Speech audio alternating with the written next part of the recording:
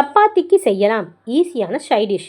குருமா சாப்பிட்டு போர் அடிக்கும் பொழுது இதை சாப்பிட்டு பாருங்களேன். தேவையான பொருட்கள்: பெரிய வெங்காயம் 1 நீளவாக்கில் நறுக்கியது, மாங்காய் அரை நீளவாக்கில் நறுக்கியது, கேரட் 1 நீளவாக்கில் நறுக்கியது.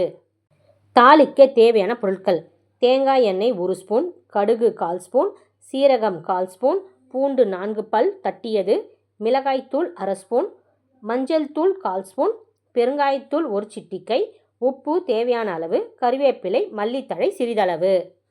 செய்முறை: ஒரு பாத்திரத்தில் கேரட், மாங்காய், பெரிய வெங்காயம் என அனைத்தையும் நீளவாக்கில் வெட்டி சேர்த்து கொள்ள வேண்டும்.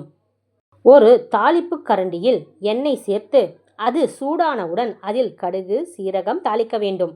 பூண்டு தட்டி சேர்த்து மிளகாய்த்தூள், மஞ்சள்தூள், பெருங்காயத்தூள் சேர்த்து சில நொடிகள் சிவந்ததுடன் இந்த தாளிப்பை வெங்காய கலவையில் சேர்த்து கொள்ள வேண்டும். அதனுடன் போதிய அளவு உப்பு, பொடியாக நறுக்கிய கறிவேப்பிலை மற்றும் மல்லித்தழை சேர்த்து கலந்துவிட்டால் சூப்பர் சுவையான சைட் டிஷ் தயார். இதை சப்பாத்தியுடன் சேர்த்து சாப்பிட்ட சுவை அள்ளும்.